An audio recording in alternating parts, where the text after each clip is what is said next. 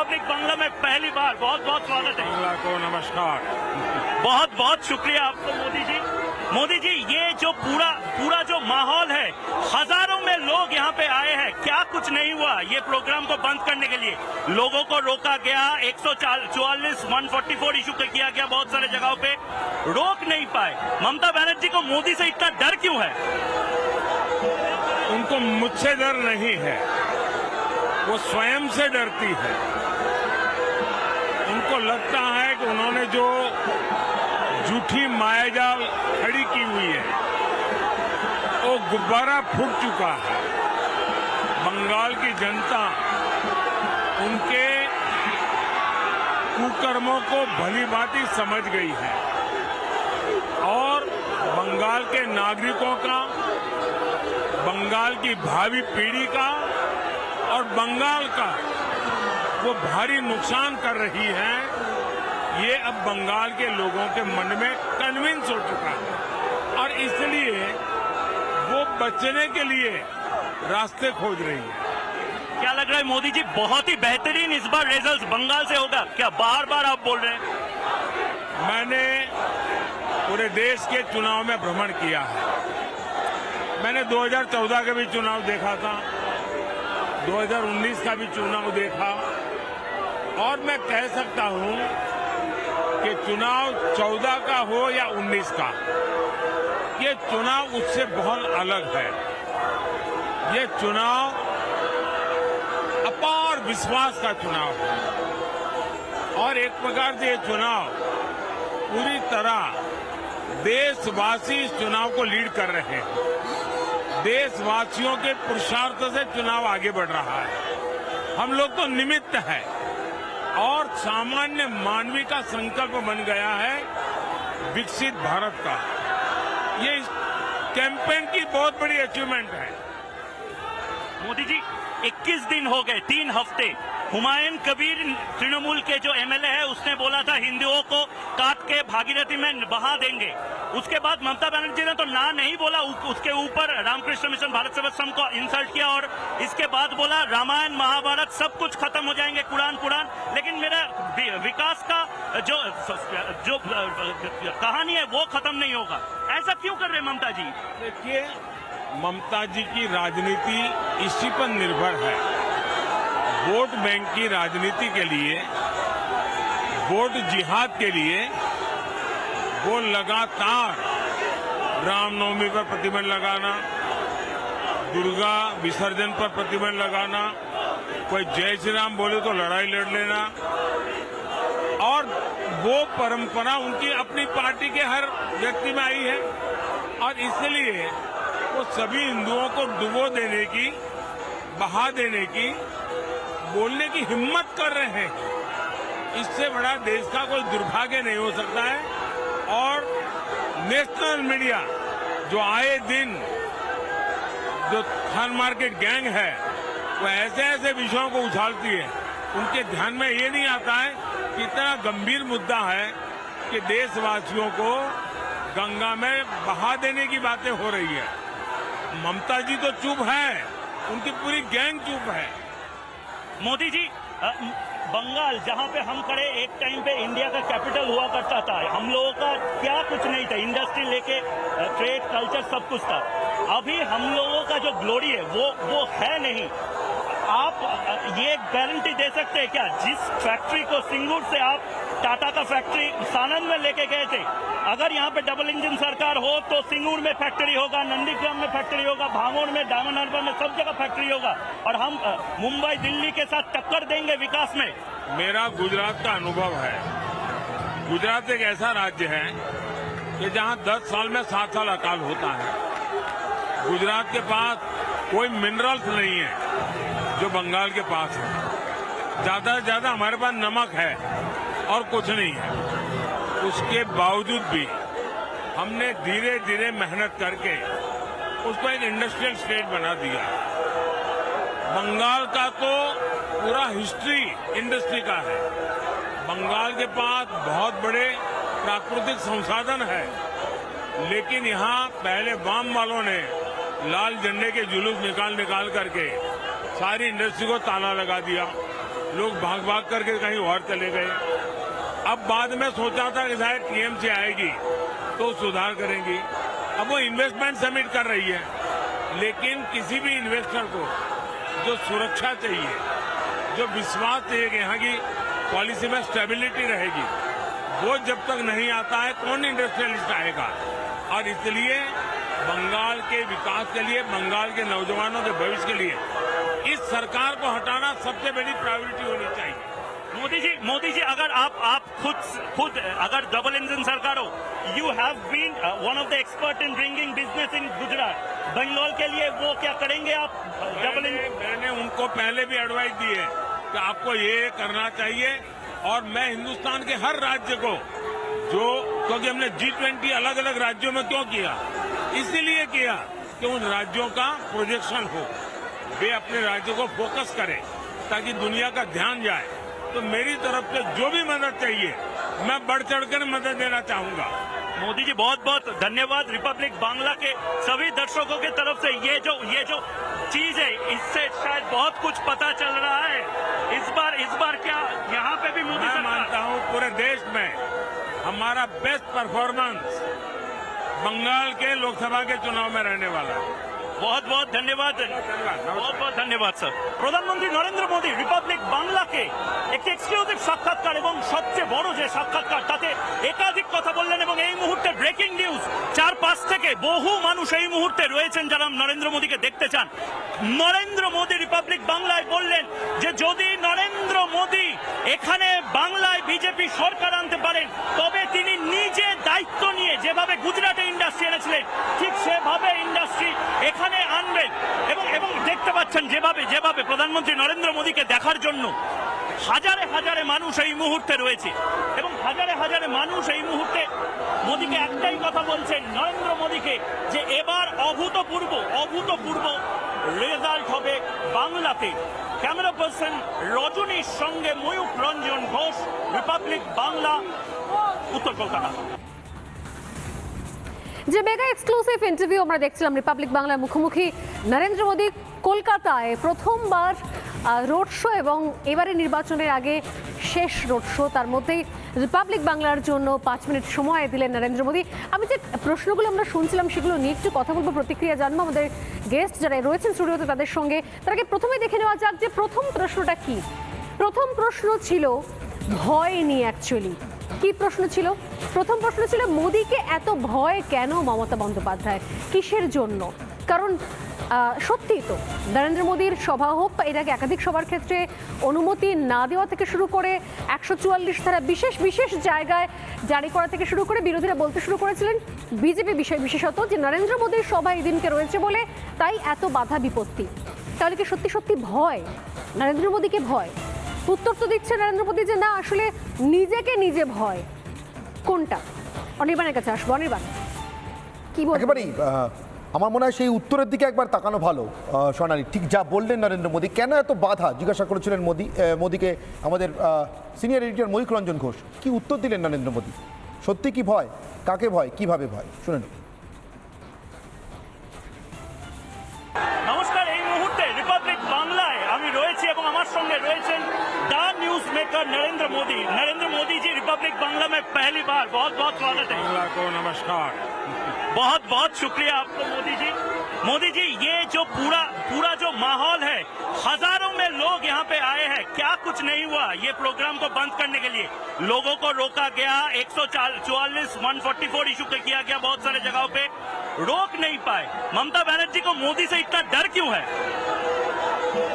उनको मुझसे डर नहीं है, वो स्वयं से डरती है। उनको लगता है कि उन्होंने जो झूठी मायाजाल खड़ी की हुई है वो गुब्बारा फूट चुका है। बंगाल की जनता उनके कुकर्मों को भली भांति समझ गई है और बंगाल के नागरिकों का, बंगाल की भावी पीढ़ी का और बंगाल का वो भारी नुकसान कर रही है। ये अब बंगाल के लोगों के मन में कन्विंस हो चुका है और इसलिए वो बचने के लिए रास्ते खोज रही है। যে জায়গা থেকে আমি আসলে আমি নীলাদ্রি বাবুর কাছে আসবো, এখানে আরও অনেকে রয়েছেন, প্রত্যেকের কাছে এক এক করে অনির্বাণ আসবে, যে সত্যি সত্যি তাহলে কি ভয়ের কোনো জায়গা রয়েছে বাধা দেওয়া থেকে শুরু করে আজকে নরেন্দ্র মোদীর সভা? এর আগে আমরা যদি গোটা ছখানা ফেজ দেখি নীলাদ্রি বাবু, তাহলে দেখো বিভিন্ন ক্ষেত্রে অন্তত 5 নম্বর দফা থেকে, দিলীপ ঘোষের দফা থেকে আমরা আরও বেশি করে দেখি যে বিজেপি প্রার্থীদেরকে আটকানোর চেষ্টা, বিজেপি প্রার্থীরা যেখানেই যাচ্ছেন সেখানে রাস্তা ব্লক, গাড়ি ব্লক। আর আজকে নরেন্দ্র মোদী আসার আগে যেটা বিজেপির তরফ থেকে বলা হচ্ছে সেই জন্য আটকানোর চেষ্টা, এবং বিভিন্ন জায়গাতে বিশেষ বিশেষ জায়গায় 144 তারা জারি করা। তাহলে কি ভয়টা নরেন্দ্র মোদীকে? না, আমি কিন্তু স্বর্ণালী নরেন্দ্র মোদীর সাথে একমত। মমতা বন্দ্যোপাধ্যায় নরেন্দ্র মোদীকে ভয় পাচ্ছেন না, তিনি নিজেকে ভয় পাচ্ছেন। তিনি সেই মমতা বন্দ্যোপাধ্যায়কে ভয় পাচ্ছেন যিনি ছিলেন সততার প্রতীক। কারণ এখন মমতা বন্দ্যোপাধ্যায়কে সমর্থন করতে হয় জ্যোতিপ্রিয় মল্লিককে, যে জ্যোতিপ্রিয় মল্লিক রেশন দুর্নীতিকে জেলে দিনের পর দিন বেল পাচ্ছেন না। সমর্থন করতে হয় শেখ শাহজাহানকে। তার মনে হয় শেখ শাহজাহানকে সমর্থন না করলে বোধহয় মুসলমান ভোট তার থেকে সরে যাবে। তাকে বলতে হয়, তিনি যে সেকুলার নেত্রী ছিলেন সেই মমতা বন্দ্যোপাধ্যায়কে বলতে হয় 2019-এর বিপর্যস্ত হওয়ার পর, বেশ করব মুসলমান তোষণ করব, যে কেউ দুধ দেয় সে। সুতরাং তিনি নিজেকে ভয় পাচ্ছেন। সুকন্যার কাছে উত্তর নেই, নিজেকেই ভয় পাচ্ছেন মমতা?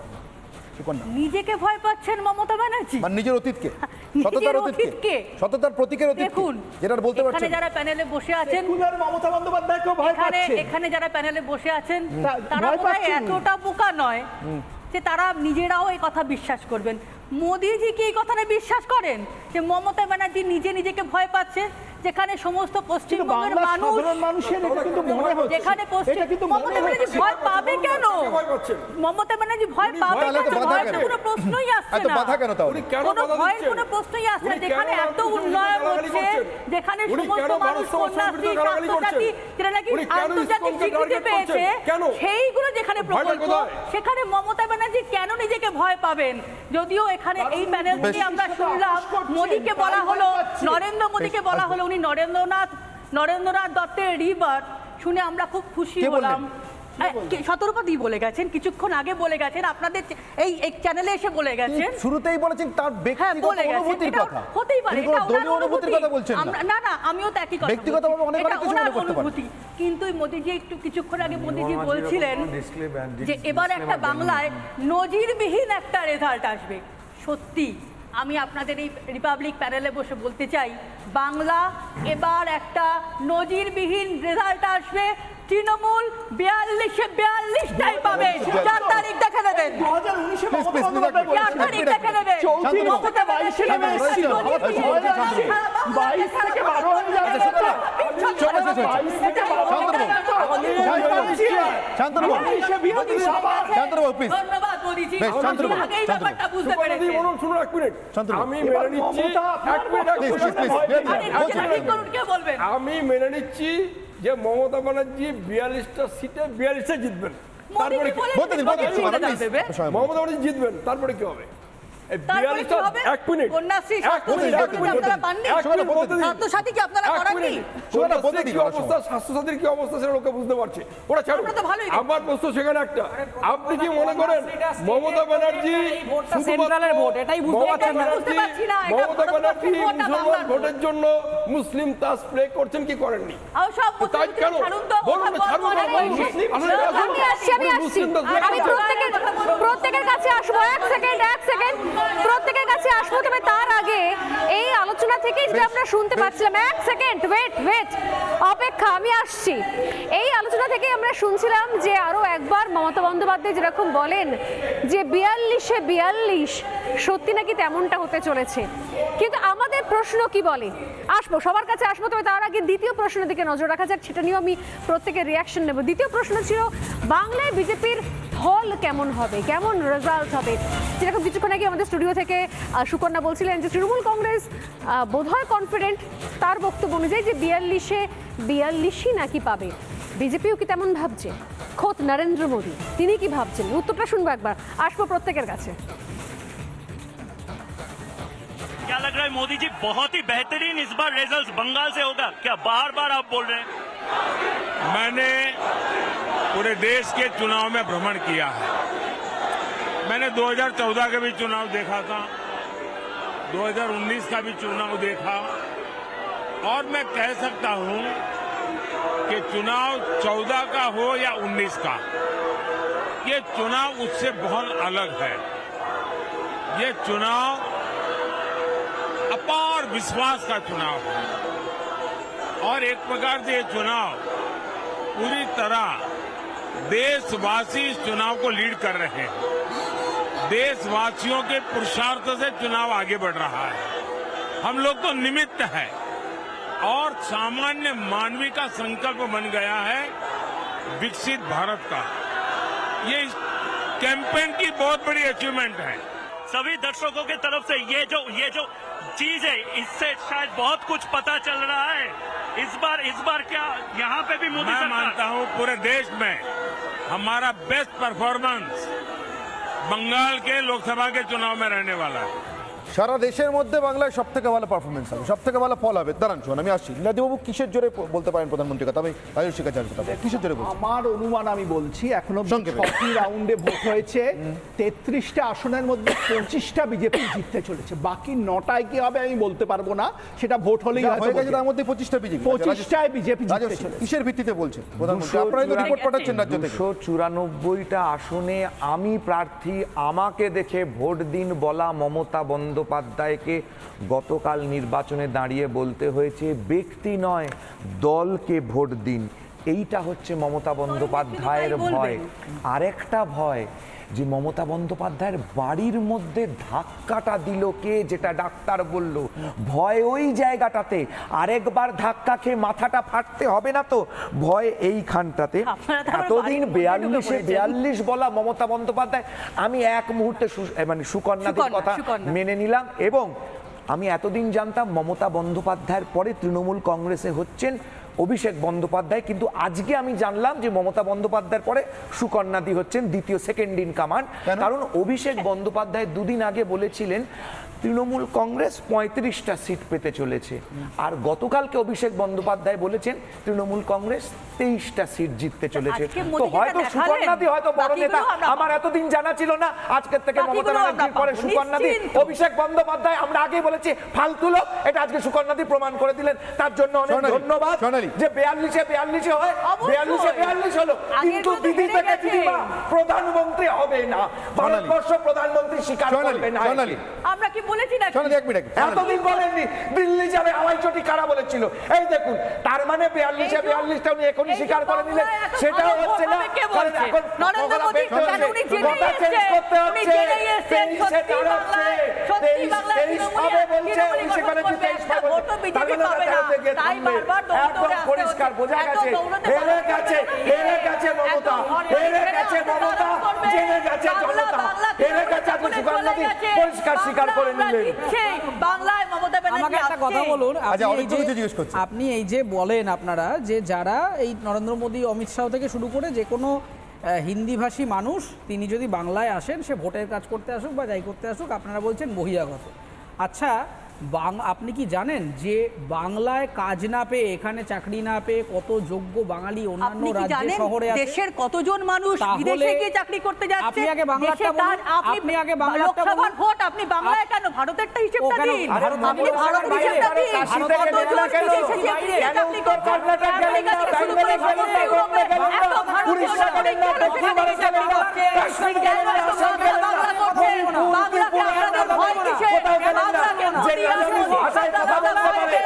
কাশ্মীরি, পাঞ্জাবি, গুজরাটি সব ভাষায় কথা বলতে পারে, সে প্রচারে গেল না লোকসভায়। সেই বাংলা তো আপনাদের বেকার চিৎকার করছে তৃণমূল কংগ্রেস, বাংলা তোমাদের কোনোদিন হবে না। ভারতবর্ষের এত মানুষ বাইরে চলে গেছে, সেই চিন্তা আপনাদের বাংলার বিকাশ করতে ভারতের বিকাশ করে নিয়ে যান। সারা ভারতের কটা কলকারখানা আপনারা আনতে পেরেছেন, সারা ভারতের কটা শিল্প আপনারা এনেছেন, বাংলায় শিল্প দেখাতে সৌমিত্র যে এসছেন। কথা বললো যে এই প্রয়োজনীয়তা আছে, আমি বলবো বিনিয়োগের কি কি প্রয়োজনীয়তা আছে যেটা অরিত্র বলছে, তার আগে দাঁড়িয়ে একজন রাজনৈতিক নেতাকে বলতে হবে যে বিনিয়োগটা কি কি নিয়ে হবে।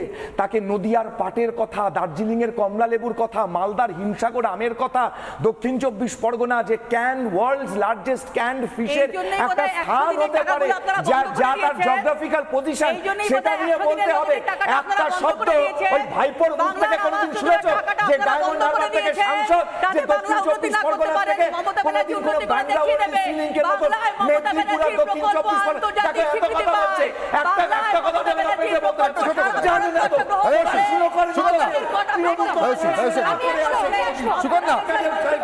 আমি আসবো কিন্তু এর পাশাপাশি আমি আসছি উত্তপ্ত আলোচনা, স্টুডিওতে উত্তপ্ত বিতর্ক চলছে, যদিও প্রত্যেককে ওই দিল থামকে একটুখানি অপেক্ষা করতে হবে 4 জুন পর্যন্ত, কিছু করার নেই।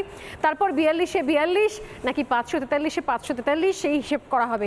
আপাতত আমরা পরের কোয়েশ্চেনে নজর রাখি অনির্বাণ। এই মুহূর্তে দ্বিতীয় যে কোয়েশ্চেনটার দিকে নজর রাখি, যে প্রশ্নের দিকে অনেকের প্রশ্ন ছিল যেটার উত্তর নরেন্দ্র মোদী কি দেন, তা হলো তৃণমূল বিধায়কের যে হুমকি ইতিমধ্যেই সরগরম গোটা রাজ্য, যে হুমকির পিছু আরও কিছু চলে এসেছে, নাম অপমান বদনাম, যা নিয়ে গোটা বাংলা উত্তাল হয়েছে। সাধু সন্তরা গেরুয়া বসুন্ধরাীরা রাস্তায় নেমেছেন। সেই বিতর্কিত মন্তব্য তৃণমূল বিধায়কের, যেখানে বলা হয়েছিল পার্সেন্টেজ নিয়ে মুর্শিদাবাদে কারা 30%, কারা 70%, এবং তারপর পরিবর্তিত পরিস্থিতিতে সেখানে গলা কেটে ভাগীরথীর জলে ভাসিয়ে দেওয়ার হুমকি, সেই প্রশ্ন করা হয়েছিল। তৃণমূল বিধায়কের হুমকি নিয়ে কি বললেন নরেন্দ্র মোদী, দেখা যাক। আবারও আসবো আমাদের উত্তপ্ত আর ডিবেটে। मोदी जी 21 दिन हो गए, 3 हफ्ते। हुमायूं कबीर तृणमूल के जो एमएलए है उसने बोला था हिंदुओं को काट के भागीरथी में बहा देंगे। उसके बाद ममता बनर्जी ने तो ना नहीं बोला, उसके ऊपर रामकृष्ण मिशन भारत सेवाश्रम को इंसल्ट किया और इसके बाद बोला रामायण महाभारत सब कुछ खत्म हो जाएंगे, कुरान पुराण। लेकिन मेरा विकास का जो कहानी है वो खत्म नहीं होगा। ऐसा क्यों कर रहे ममता जी? देखिए, ममता जी की राजनीति इसी पर निर्भर है। वोट बैंक की राजनीति के लिए, वोट जिहाद के लिए वो लगातार रामनवमी पर प्रतिबंध लगाना, दुर्गा विसर्जन पर प्रतिबंध लगाना, कोई जय श्री राम बोले तो लड़ाई लड़ लेना, और वो परंपरा उनकी अपनी पार्टी के हर व्यक्ति में आई है। और इसलिए वो सभी हिंदुओं को डुबो देने की, बहा देने की, बोलने की हिम्मत कर रहे हैं। इससे बड़ा देश का कोई दुर्भाग्य नहीं हो सकता है। और नेशनल मीडिया जो आए दिन जो खान मार्केट गैंग है वो ऐसे ऐसे विषयों को उछालती है, उनके ध्यान में ये नहीं आता है कि इतना गंभीर मुद्दा है कि देशवासियों को गंगा में बहा देने की बातें हो रही है। ममता जी तो चुप है, उनकी पूरी गैंग चुप है। আমি শান্তনুবাবুর কাছে আসবো সরাসরি। শান্তনুবাবু, সেই ছোটবেলায় বিদ্যাসাগরের লেখা পড়া থেকে তখন থেকে জানি যে চুরি দুর্নীতি নিম্নগামী, মানে ভুবন আর ভুবনের মাসির গল্প, নাহলে তো ভুবন তৈরি হতো না, মাসি যদি শাসন করতেন সেটা অন্য কথা। চুরি দুর্নীতি নিয়ে অনেক কথা হয়েছে বাংলার ভোটের বাজারে, কিন্তু আমি বলছি সাম্প্রদায়িকতা নিম্নগামী। প্রধানমন্ত্রী বলছেন মমতা বন্দ্যোপাধ্যায় রাম নাম শুনলে তেড়ে যান, তো তার দলের লোক ফাঁসি দিতে বলবে বই কি? শান্তনুবাবু, না দেখুন, মমতা ব্যানার্জি এটা করছে, ওর পরিষ্কার ক্লিয়ার পিকচার ওর কাছে যে হিন্দু ভোট দ্বিধা বিভক্ত বা ত্রিধা বিভক্ত, মুসলিম ভোট ইমামের কথায় চলে। যে কারণে মমতা ব্যানার্জি পরিষ্কার ঘোষণা করেছেন প্রকাশ্যে যে গরু আমাকে দুধ দেয় আমি তাকে লাথি খাওয়া সহ্য করব। অর্থাৎ গরুর দুধ আমার চাই, একদম গরুর দুধ চাইতে হলে লাথি খাগাবে না। কিন্তু শান্তনুবাবু, আমার একটা ছোট্ট প্রশ্ন আছে, ছোট্ট প্রশ্ন। কে মমতা বন্দ্যোপাধ্যায়কে কানে কানে গিয়ে এটা বলে এলো এবং উনি কিভাবে শিওর হলেন? এর কারণ ধরে নি 30% এ রাজ্যে মুসলিমদের সংখ্যা, তারা সবাই হিন্দুদের কেটে ভাসিয়ে দিতে চায়। কি করে জানেন? কে বললো না কানে? এর কারণ নয়, এটা হচ্ছে সাইকোলজি। এর কারণ হচ্ছে আমরা দেখেছি, তার মানে অ্যাকচুয়ালি উনি ঘুরিয়ে মুসলিমদেরকে বলছেন এই কথাটা, মানে উনি ঘুরিয়ে আসলে 30% মুসলিমকে বলছেন যে তারা হিন্দুদের কেটে ভাসিয়ে দিতে চায়। কে সাম্প্রদায়িক? চন্দ্রবাবু, এটাই আমার প্রশ্ন। আমি বলছি তো, তার কারণ মমতা ব্যানার্জি প্রথম দিন থেকে সাম্প্রদায়িক তাস খেলছেন। যেদিন প্রথম গুলি চলেছিল, যেদিন যে ইলিগালি ইলেকট্রিকের তার থেকে কানেকশন নিয়েছে পোল থেকে, গুলি চালানোর পরে সেই পুলিশদের সাসপেন্ড করা হয়েছিল। কেন? যে কারণে যারা মারা গিয়েছিল তারা সবাই মুসলমান।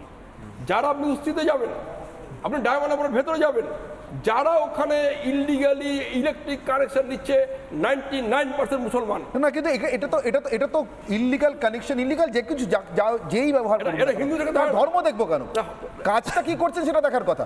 নীলাদ্রি বাবু হাত তুলছেন। কারণে ধর্ম দেখতে হবে, এই কারণে ভোটটা চাই। না না না, আমি একটা প্রত্যক্ষ অভিজ্ঞতা এই কারণে 1940-তে যখন পাকিস্তান প্রস্তাব পাস হয় মুসলিম লীগের, তখন কমিউনিস্টের প্রথম সমর্থন ছিল politically, the demand of Pakistan is a right and just demand. এটা পাকিস্তানের সমর্থন। আচ্ছা, আমি রাইট, একই সাম্প্রদায়িক জিনিস আজকে তৃণমূল এখানে তৈরি করছে। যখন এখানে না না, সেটা তো একটা গুরুতর প্রশ্ন আছে। হ্যাঁ বাবু, একটা গুরুতর প্রশ্ন আছে। আমি নীলাদ্রি বাবুকে প্রশ্নটা পাস করছি। অবশ্যই এখানে প্রশ্নটা ছিল না, কিন্তু আজকে সারাদিন প্রচারের মধ্যে সে কথাটা নরেন্দ্র মোদী বারবার বলেছেন, ওবিসি রিজার্ভেশনের কথা। মোহাম্মদ আলী জিন্নার ডিমান্ডের সঙ্গে সরকারি চাকরিতে মুসলমানদের যে সংরক্ষণ তিনি দাবি করেছিলেন, সেই ক্রিপস মিশন আসা থেকে শুরু করে দেশভাগ দাবি করা পর্যন্ত, ওটা ছিল একটা কন্টিনিউয়াস প্রসেস। দাবি করতে করতে শেষমেশ দেশটাকে ভাগ করে নিয়ে চলে যাওয়া। আপনার মনে হয় না ওবিসি রিজার্ভেশন নিয়ে একই খেলা চলছে? দেখুন, স্বাধীনতার আগে মুসলমান সম্প্রদায়ের মানুষ কংগ্রেসকে ভোট দিত না, আমরা জানি 46-এর নির্বাচনে কি হয়েছিল। আর এখন তারা বিজেপিকে ভোট দেয় না, সেটা তাদের চয়েস। কিন্তু আমি একটা ইন্টারেস্টিং আপনাকে খবর দিই, আমার যিনি গাড়ির চালক তিনি ধর্মে মুসলমান, আমি সেকুলার মানুষ, আমি কোনো হিন্দু মুসলমানে ফারাক করি না। তিনি আমায় বললেন তিনি বললেন, দাদা এবার মমতাকে ভোট দেব না, কারণ এবারের লড়াইটা কংগ্রেসের সাথে বিজেপি। এই যে মুসলমানদের চিন্তা, লড়াইটা কংগ্রেসের সাথে বিজেপি, এই লড়াইটা লোকসভার লড়াই, মুসলমানদের এই চিন্তাটাকে মমতা ভয় পাচ্ছেন। তিনি মুসলমান ভোট হারিয়ে ফেলার ভয় পাচ্ছেন। মুসলমানরা কোথাও একটা উপলব্ধি করছে তাদের ভোট ব্যাংক হিসেবে ব্যবহার করেছে তৃণমূল কংগ্রেস, প্রকৃত উন্নয়ন হয়নি। অরিত্র, আমি এখানেই প্রশ্নটা করেছিলাম, কে ঠিকাদার, কে বলে দিল 30% মানুষ চান 70% মানুষের সঙ্গে শান্তিতে বসবাস না করতে, নাকি এই 30-70-এ লড়িয়ে দেওয়াটাই আসল রাজনীতি? ইন্দ্রজাল, মায়াজাল, ওটাই ফেটে যাচ্ছে, ওটাতেই ভয়, কোনটা? দেখুন, যেভাবে রামকৃষ্ণ মিশন থেকে শুরু করে ইসকনকে বিজেপি বানিয়ে দেওয়া হয়েছে, আমি খুব চিন্তায় আছি যে শ্রী শ্রী সারদা বা স্বামী বিবেকানন্দকে না কালকে ঘোষণা করে দেওয়া হয় যে এরাই আসলে বিজেপির ইয়ে ছিলেন। তো আমি সেটা নিয়ে খুবই দুশ্চিন্তায় আছি। মানে রামকৃষ্ণ তৃণমূল আর মা সারদা বিজেপি এটা বলতে চাইছেন? কারণ রামকৃষ্ণ তৃণমূল, বিবেকানন্দ তৃণমূল তো মমতাই বলে দিয়েছেন, আমি বলছি না। পলিটিক্যাল কথা নয়। 1937 যখন ভোট হয়, তখন মুসলিম লীগের পাকিস্তান ডিমান্ডটা ভাবে আসেনি। তখন মুসলিম লীগ ভোট পেয়েছিল 21.54%। 40-তে যখন মুসলিম লীগ দাবি করে যে মুসলমানের জন্য পাকিস্তান চাই, তখন মুসলিম লীগ ভোট পায় 1946-এর ইলেকশনে 94%। এবং পশ্চিমবাংলা, তখন বাংলায় 96%। জামানত জব্দ হয় কংগ্রেস আর সিপিএমের। তাহলে একটা মাইন্ডসেটটাকে বোঝা যাবে। আর এই মাইন্ডসেটটা যদি হিস্টোরিক্যালি বিচার করা যায়, তাহলে বোঝা যাবে যে সাইকোলজিক্যালি আমাদের এক্সপ্লোর করতে পারবো। বেশ, আমি একটা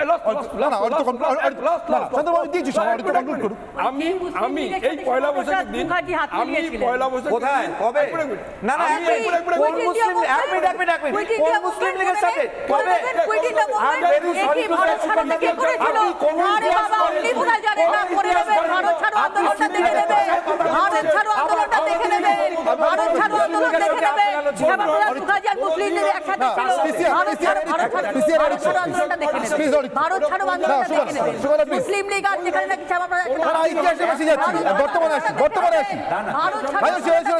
আসি। ইতিহাসে আলোচনা যাবো না। অরিত্র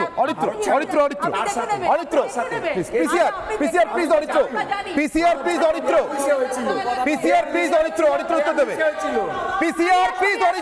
উত্তর দেবে, অন্য কেউ না। অরিত্র অরিত্রর কাছে আমি আসবো, তবে তার আগে অনির্বাণ আরেকটুখানি এই আলোচনার মধ্যেই, মানে মনে হচ্ছে আগুনের মধ্যে যেন ঘি ঢালছি, ঠিক সেরকমভাবে লাস্ট কোয়েশ্চেনটা একবার নিয়ে নিতেই হবে। যে প্রশ্ন করা হয়েছিল নরেন্দ্র মোদীকে, আমি সেই প্রশ্নের দিকে একবার নজর রাখবো।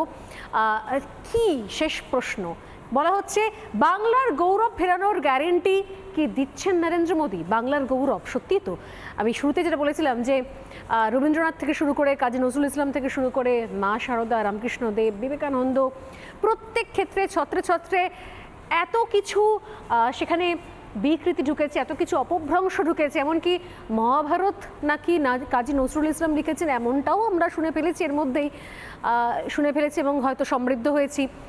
সত্যি কি নরেন্দ্র মোদী পারবেন? সেই গ্যারেন্টি নিচ্ছেন? কথায় কথা তিনি বলেন মোদি কা গ্যারেন্টি। বাংলার ঋত গৌরব ফেরানোর গ্যারেন্টি নিচ্ছেন কি নরেন্দ্র মোদী? উত্তরটা শুনবো, তারপর আবার ফিরে যাব ডিবেটে। অনির্বাণ লাস্ট প্রশ্ন রেখেছিলেন অরিত্রর কাছে, অরিত্রকে দিয়ে শুরু করবো, শুনবো। मोदी जी, बंगाल जहां पे हम खड़े एक टाइम पे इंडिया का कैपिटल हुआ करता था, हम लोगों का क्या कुछ नहीं था, इंडस्ट्री लेके ट्रेड कल्चर सब कुछ था। अभी हम लोगों का जो ग्लोरी है वो है नहीं। आप ये गारंटी दे सकते हैं क्या? जिस फैक्ट्री को सिंगूर से आप टाटा का फैक्ट्री सानंद में लेके गए थे, अगर यहाँ पे डबल इंजन सरकार हो तो सिंगूर में फैक्ट्री होगा, नंदीग्राम में फैक्ट्री होगा, भांगोड़ में, डायमंड हार्बर में, सब जगह फैक्ट्री होगा और हम मुंबई दिल्ली के साथ टक्कर देंगे विकास में। मेरा गुजरात का अनुभव है। गुजरात एक ऐसा राज्य है कि जहां 10 साल में 7 साल अकाल होता है। गुजरात के पास कोई मिनरल्स नहीं है जो बंगाल के पास है। ज्यादा से ज्यादा हमारे पास नमक है और कुछ नहीं है। उसके बावजूद भी हमने धीरे धीरे मेहनत करके उसको एक इंडस्ट्रियल स्टेट बना दिया। बंगाल का तो पूरा हिस्ट्री इंडस्ट्री का है। बंगाल के पास बहुत बड़े प्राकृतिक संसाधन है, लेकिन यहाँ पहले वाम वालों ने लाल झंडे के जुलूस निकाल करके सारी इंडस्ट्री को ताला लगा दिया। लोग भाग भाग करके कहीं और चले गए। अब बाद में सोचा था कि शायद टीएमसी आएगी तो सुधार करेंगी। अब वो इन्वेस्टमेंट समिट कर रही है, लेकिन किसी भी इन्वेस्टर को जो सुरक्षा चाहिए, जो विश्वास चाहिए कि यहाँ की पॉलिसी में स्टेबिलिटी रहेगी, वो जब तक नहीं आता है कौन इंडस्ट्रियलिस्ट आएगा। और इसलिए बंगाल के विकास के लिए, बंगाल के नौजवानों के भविष्य के लिए इस सरकार को हटाना सबसे बड़ी प्रायोरिटी होनी चाहिए। অরিত্র দুটো ঘটনা নরেন্দ্র মোদী যেটা বলছিলেন পলিটিক্যাল স্টেবিলিটির কথা, একটা হচ্ছে বুদ্ধবাবু ডেকে আনলেন, মমতা তাড়িয়ে দিলেন, এটা একরকম। মমতা বন্দ্যোপাধ্যায় ডাকেনি না, বছরে একবার একটা করে করেন লোক দেখানোর জন্য, 1000 মৌ সই হয়, তার মধ্যে একটাও ইনভেস্টমেন্ট আসে। বরঞ্চ 100 দিনের কাজ আর কন্যাশ্রী কত টাকা দিচ্ছেন সেটা নিয়ে অনেক বেশি উৎসাহী। অর্থাৎ স্থায়ী সম্পদ তৈরিতে কোনো ভূমিকা নেই, উৎসাহ নেই, এটার কথাই বলছেন প্রধানমন্ত্রী। দুটো জিনিস হয় অরিত্র, একটা হচ্ছে যে আমি সাম্প্রদায়িকতা, নানা রকমের বিভাজন, তাতে মানুষকে মত্ত রাখলাম, মানুষ চাকরি চাইতে ভুলে গেল। কিন্তু আমাদের কপালটা বোধহয় আরও খারাপ। আমরা প্রথমে চাকরি তাড়ালাম, তারপর যাতে চাইতে ভুলে যায় তার জন্য বা জিজ্ঞাসা না করে তার জন্য নতুন করে হিন্দু মুসলমানে ভাগ করে দিলাম। আমাদের কপালটা কি এতটাই খারাপ অরিত্র? দেখুন, এই দুটো মানে মমতা বন্দ্যোপাধ্যায় এবং নরেন্দ্র মোদীর বক্তব্যের ফারাকটা আপনি যদি বাজেট দিয়ে ক্যালকুলেট করেন তাহলে দেখবেন আরও বুঝতে সুবিধা হবে। এবছর পার্লামেন্টে যে ইন্টারিম বাজেটটা দেওয়া হয়েছে সেই বাজেটে আপনি দেখবেন ক্যাপেক্স বা ক্যাপিটাল এক্সপেন্ডিচার সব থেকে বেশি পরিমাণে করা হচ্ছে। উল্টো দিকে স্টেটে আপনি যদি আসেন, স্টেটের বাজেটে আপনি দেখবেন যে তারা কনজামশন ইকোনমিতে বেশি পরিমাণে খরচ করছেন, তারা ক্যাপিটাল এক্সপেন্ডিচারে খরচ তারা কমাচ্ছেন। তার কারণটা হচ্ছে মমতা বন্দ্যোপাধ্যায় যে রাজনীতিটা করেন সেই রাজনীতিটার মধ্যে ভিশনের অভাব আছে। 5 ইয়ার্স বা 10 ইয়ার্স বাদে তিনি কলকাতাকে বা পশ্চিমবঙ্গকে কিভাবে দেখতে চান সেটা তিনি নিজেও জানেন না। তার বক্তব্যটা হচ্ছে যে তিনি লক্ষ্মীর ভাণ্ডারের টাকাটা কি করে বাড়ালেন এবং সেইটা কিভাবে ইমিডিয়েটলি ভোটে রিফ্লেক্ট করলো। তিনি সবসময় সামনের ভোটটা দেখেন। ভোটের পরের একটা সমাজকে এগিয়ে নিয়ে যাওয়ার জন্যে আমার যে পরিকাঠামো, আমার রাস্তাঘাট এবং আমার বিনিয়োগ, আমার শিল্প, এগুলো করবার জন্যে আমি আগেও যেটা বলেছি যে বিনিয়োগ আনতে গেলে বা ইন্ডাস্ট্রি তৈরি করতে গেলে ইন্ডাস্ট্রিয়াল মাইন্ডসেট প্রয়োজন। আজকে কথায় কথায় আমরা তৃণমূলকে বললেই তারা বলবে 34 বছরে কত জুট কারখানা বন্ধ হয়েছে, কিন্তু রাজস্বীদা গুরুত্বপূর্ণ পয়েন্ট বললেন যে জুট ছাড়াও অন্যান্য যে কাঁচামালগুলো রয়েছে, মাননীয় প্রধানমন্ত্রী খনিজ সম্পদের কথা বললেন, খনিজ সম্পদকে ব্যবহার করে কত রকমের শিল্প করা যায়, সেই শিল্পগুলোকে উনি যদি হাইলাইট না করেন, লার্জ স্কেল ইন্ডাস্ট্রি যদি না আসে, শুধুমাত্র কতগুলো আইটি সেক্টর আর সার্ভিস সেক্টর আর লক্ষ্মীর ভাণ্ডারের টাকা দিয়ে কিন্তু 10 কোটি মানুষের অর্থনীতির চাকা ঘোরানো যায় না। কারণ 10 কোটি আপনাকে মাথায় রাখতে হবে, এই যে সার্ভিস সেক্টর ইকোনমি নিয়ে এত কথা হচ্ছে, সার্ভিস সেক্টরে আপনাকে যদি উন্নত হতে হয় তাহলে আপনার হাই স্কিল দরকার। সেই স্কিলটার জন্য আপনার পকেটে পয়সা থাকতে হবে। সবার পকেটে সেই পরিমাণ পয়সা নেই যে বড় বড় ম্যানেজমেন্ট বা ইঞ্জিনিয়ারিং কলেজে গিয়ে পড়বে। ফলে আমার secondary economic sector, primary economic sector এবং ম্যানুফ্যাকচারিং বা ইন্ডাস্ট্রিয়াল সেক্টর যতক্ষণ না পর্যন্ত না বাড়ছে, এই 10 কোটি মানুষের অপটিমাম ভবিষ্যৎ তৈরি করা সম্ভব নয়। সুকন্যা হাত তুলছেন, রাজস্ব তুলছেন, আমি দুজনের কাছে আসবো। তার আগে আমি এই ইন্টারভিউয়ের শেষ প্রশ্নটা শুনি, শিল্পের সঙ্গে সংযুক্ত। বিজেপি কি বাংলায় শিল্প করবে? ময়ূখ জিজ্ঞাসা করেছিলেন, প্রধানমন্ত্রী কি উত্তর দিলেন? উত্তরটা শুনবো, তারপরে বাকি সময় বিতর্কটা অবশ্যই শুধুমাত্র এটা বাংলার রুজি রোজগার, কর্মসংস্থান, শিল্প সম্ভাবনা। ময়ূখের প্রশ্ন।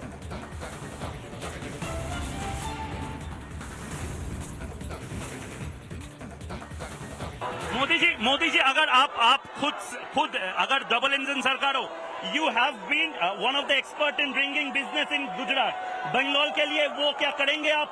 डबल इंजन मैंने उनको पहले भी एडवाइस दी है कि आपको ये करना चाहिए, और मैं हिंदुस्तान के हर राज्य को जो, क्योंकि हमने G20 अलग अलग राज्यों में क्यों किया, इसीलिए किया कि उन राज्यों का प्रोजेक्शन हो, वे अपने राज्य को फोकस करें ताकि दुनिया का ध्यान जाए।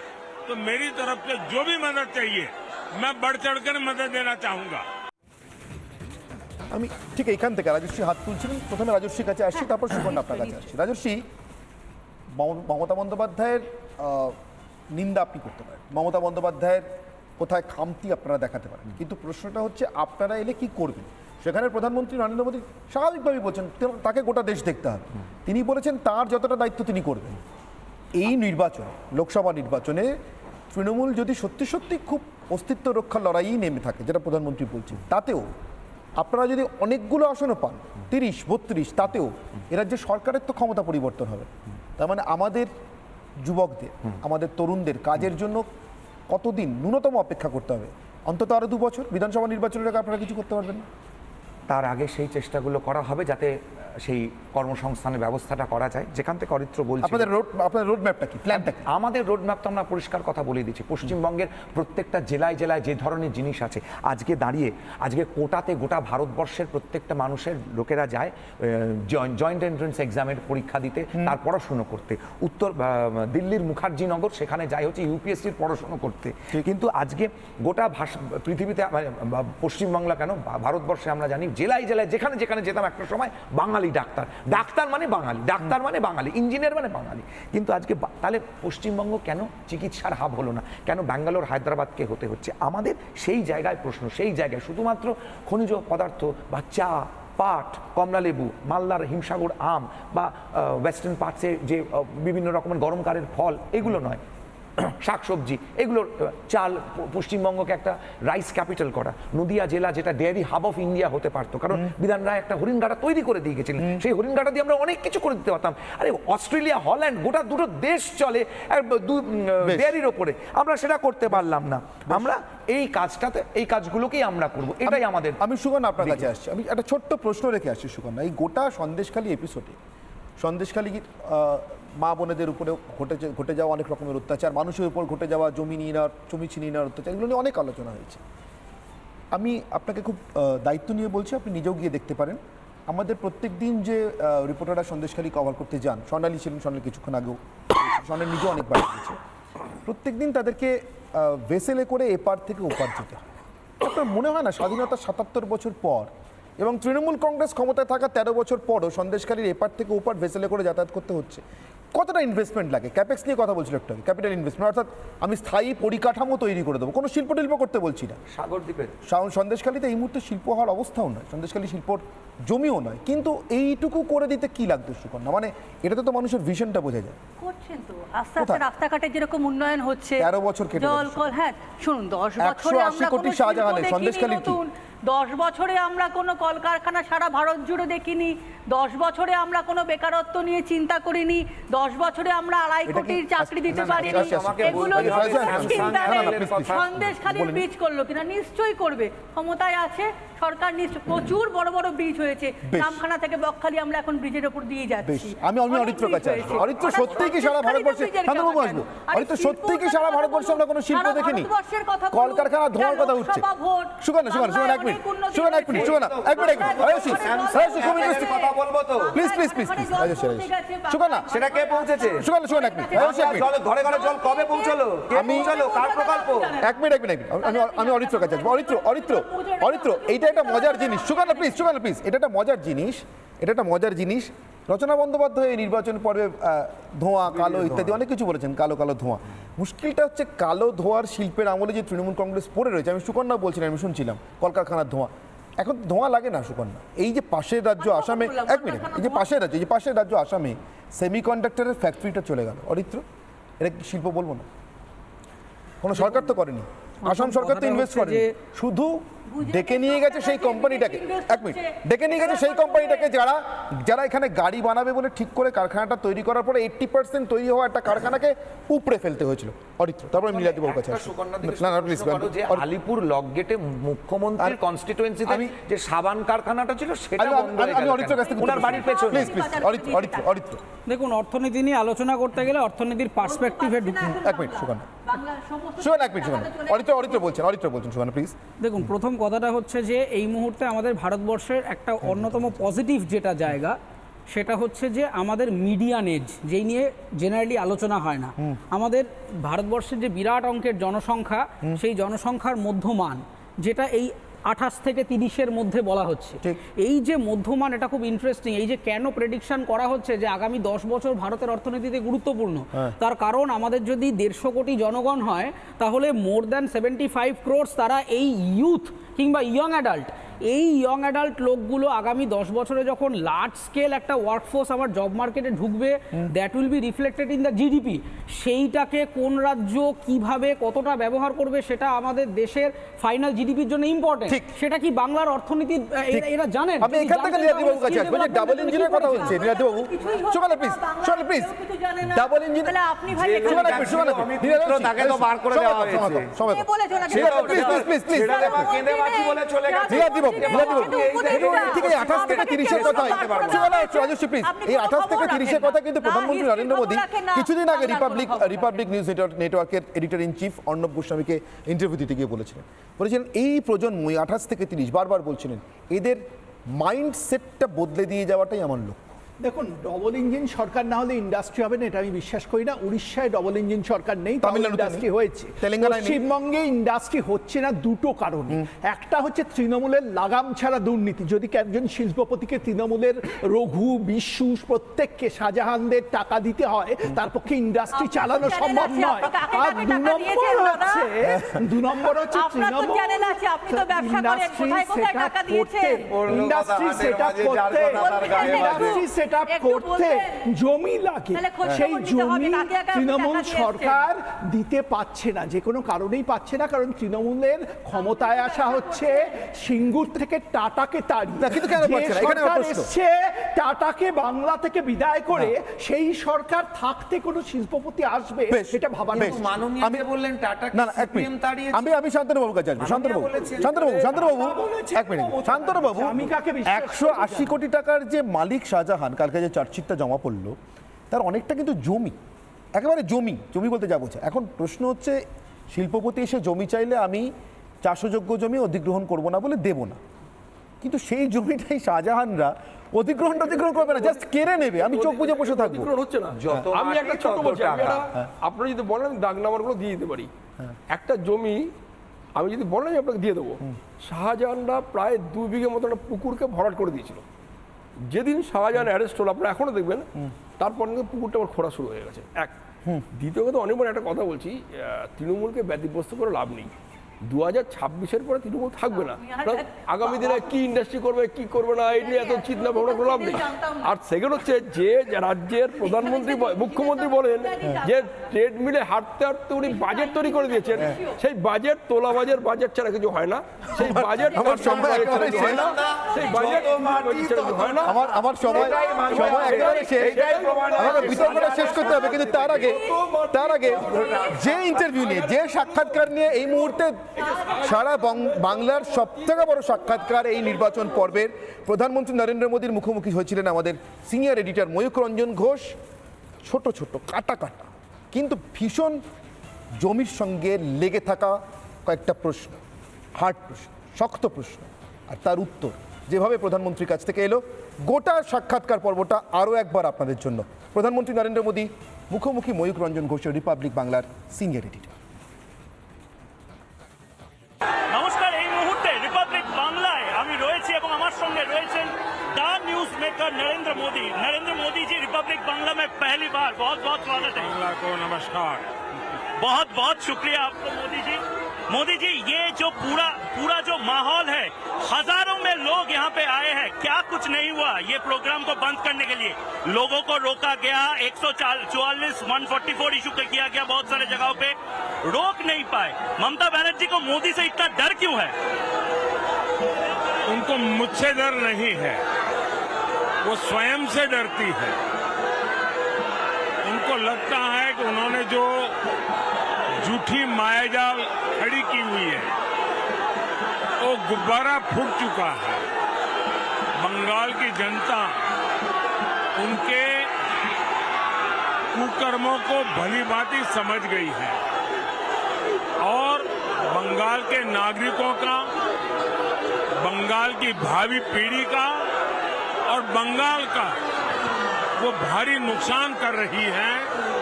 ये अब बंगाल के लोगों के मन में कन्विंस हो चुका है और इसलिए वो बचने के लिए रास्ते खोज रही है। क्या लग रहा है मोदी जी, बहुत ही बेहतरीन इस बार रिजल्ट बंगाल से होगा क्या? बार बार आप बोल रहे हैं। मैंने पूरे देश के चुनाव में भ्रमण किया है।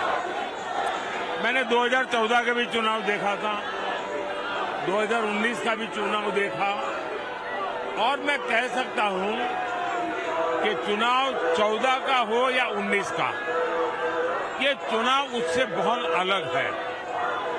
ये चुनाव अपार विश्वास का चुनाव है और एक प्रकार से ये चुनाव पूरी तरह देशवासी इस चुनाव को लीड कर रहे हैं। देशवासियों के पुरुषार्थ से चुनाव आगे बढ़ रहा है। हम लोग तो निमित्त हैं और सामान्य मानवीय का संकल्प बन गया है विकसित भारत का। ये इस कैंपेन की बहुत बड़ी अचीवमेंट है। मोदी जी 21 दिन हो गए, 3 हफ्ते। हुमायूं कबीर तृणमूल के जो एमएलए है उसने बोला था हिंदुओं को काट के भागीरथी में बहा देंगे। के बाद ममता बनर्जी ने तो ना नहीं बोला, उसके ऊपर रामकृष्ण मिशन भारत सेवा संघ को इंसल्ट किया और इसके बाद बोला रामायण महाभारत सब कुछ खत्म हो जाएंगे, कुरान, लेकिन मेरा विकास का जो कहानी है वो खत्म नहीं होगा। ऐसा क्यों कर रहे ममता जी? देखिए, ममता जी की राजनीति इसी पर निर्भर है। वोट बैंक की राजनीति के लिए, वोट जिहाद के लिए वो लगातार रामनवमी पर प्रतिबंध लगाना, दुर्गा विसर्जन पर प्रतिबंध लगाना, कोई जय श्री राम बोले तो लड़ाई लड़ लेना, और वो परंपरा उनकी अपनी पार्टी के हर व्यक्ति में आई है और इसलिए वो सभी हिंदुओं को डुबो देने की, बहा देने की, बोलने की हिम्मत कर रहे हैं। इससे बड़ा देश का कोई दुर्भाग्य नहीं हो सकता है और नेशनल मीडिया जो आए दिन जो खान मार्केट गैंग है वो ऐसे ऐसे विषयों को उछालती है, उनके ध्यान में ये नहीं आता है कि इतना गंभीर मुद्दा है कि देशवासियों को गंगा में बहा देने की बातें हो रही है। ममता जी तो चुप है, उनकी पूरी गैंग चुप है। मोदी जी, बंगाल जहां पे हम खड़े एक टाइम पे इंडिया का कैपिटल हुआ करता था, हम लोगों का क्या कुछ नहीं था, इंडस्ट्री लेके ट्रेड कल्चर सब कुछ था। अभी हम लोगों का जो ग्लोरी है वो है नहीं।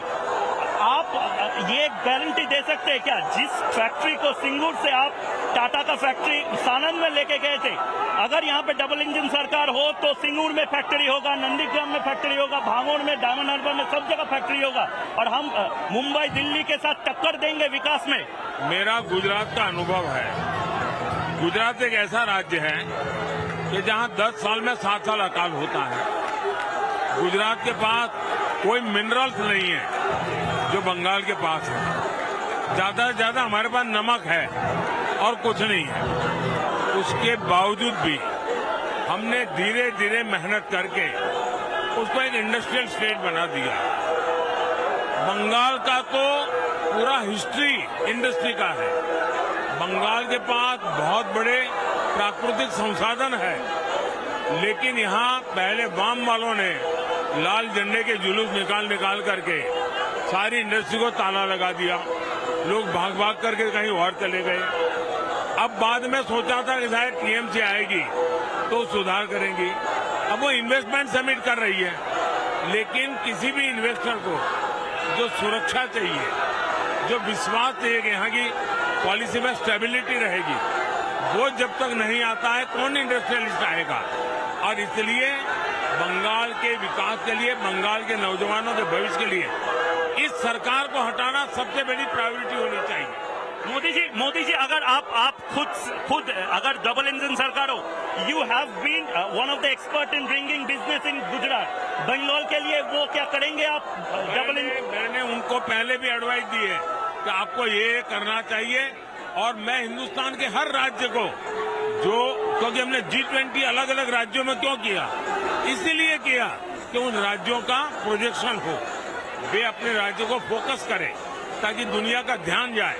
तो मेरी तरफ से जो भी मदद चाहिए मैं बढ़ चढ़कर मदद देना चाहूंगा। मोदी जी बहुत बहुत धन्यवाद। रिपब्लिक बांग्ला के सभी दर्शकों की तरफ से ये जो चीज है, इससे शायद बहुत कुछ पता चल रहा है।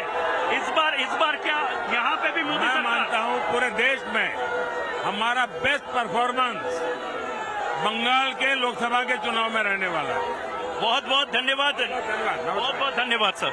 প্রধানমন্ত্রী নরেন্দ্র মোদী রিপাবলিক বাংলাকে একটি এক্সক্লুসিভ সাক্ষাৎকার এবং সবচেয়ে বড় যে সাক্ষাৎকার, তাতে একাধিক কথা বললেন। এবং এই মুহূর্তে ব্রেকিং নিউজ, 4-5 থেকে বহু মানুষ এই মুহূর্তে রয়েছেন যারা নরেন্দ্র মোদীকে দেখতে চান। নরেন্দ্র মোদী রিপাবলিক বাংলায় বললেন যে যদি নরেন্দ্র মোদী এখানে বাংলায় বিজেপি সরকার আনতে পারেন, তবে তিনি নিজে দায়িত্ব নিয়ে যেভাবে গুজরাটে ইন্ডাস্ট্রি এনেছিলেন ঠিক সেভাবে ইন্ডাস্ট্রি এখানে আনবেন।